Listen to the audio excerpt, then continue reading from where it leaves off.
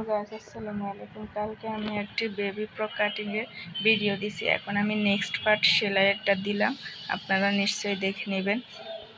আমি এই যে বেল্টের জন্য যে কাপড়টা কাটিং করেছি তার জন্য আমি এখন রাবার কেটে নিলাম।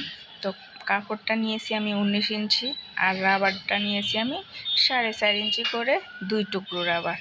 এখন আমি এই কাপড়গুলোর ভিতরে রাবার ঢুকানোর জন্য রাবারের ম্যাপ অনুযায়ী কাপড়টা সাইড সেলাই করে নিলাম। সেলাই করার পর এটা আমি উল্টিয়ে নিলাম।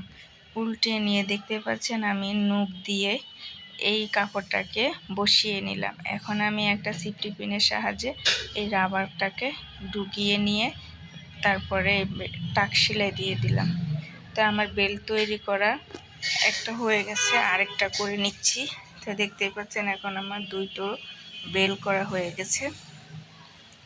এগুলো হচ্ছে আমি হাফ বডির সাথে জয়েন দেব, যেহেতু এটা আমার গলা হবে। আর ওই যে ওরপ কাপড় কাটি করে নিছিলাম সেটা এখন আমি সবগুলো জয়েন দিয়ে নিলাম। এগুলো আমি বেল্ট জয়েন দিয়ে তারপরে গলাটা পাকা করব সেজন্য নিলাম। তো এক এক করে আমি বেল্টগুলো বডির সাথে টাক মেরে নিচ্ছি। আমার হাতের দিকে একটু লক্ষ্য করলে আপনারা বুঝতে পারবেন।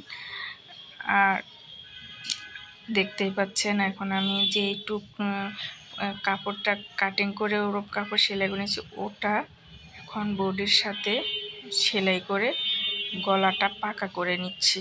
তো আমার এখন আমি এটার উপরে চাপ সেলাই দিয়ে নিচ্ছি। দেখতেই পাচ্ছেন আমার গলাটা করা শেষ।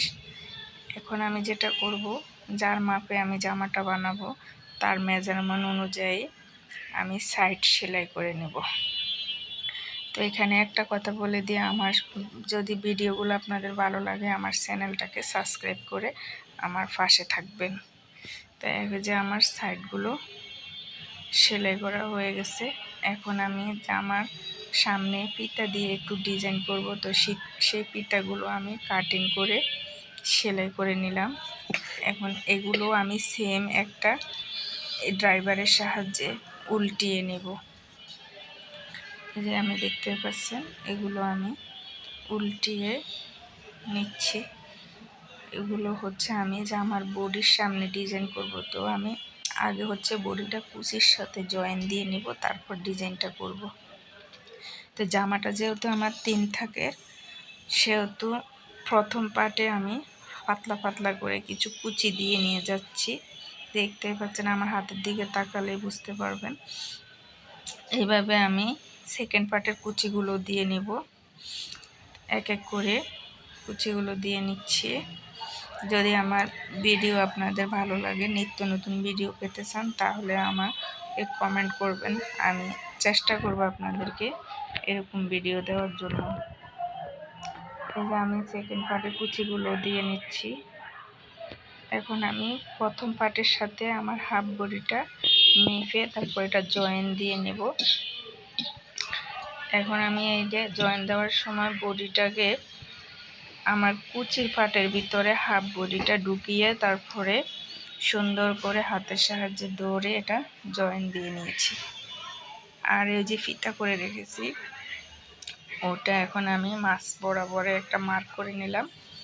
ফিতাগুলো দুটো ফিতাই আমি দুই সাইড থেকে জয়েন দিয়ে নেব। দেখতেই পাচ্ছেন আমি আমার হাতের সাহায্যে ধরে এটাকে সেলাই করে আটকিয়ে দিচ্ছি। একটু খেয়াল করবেন,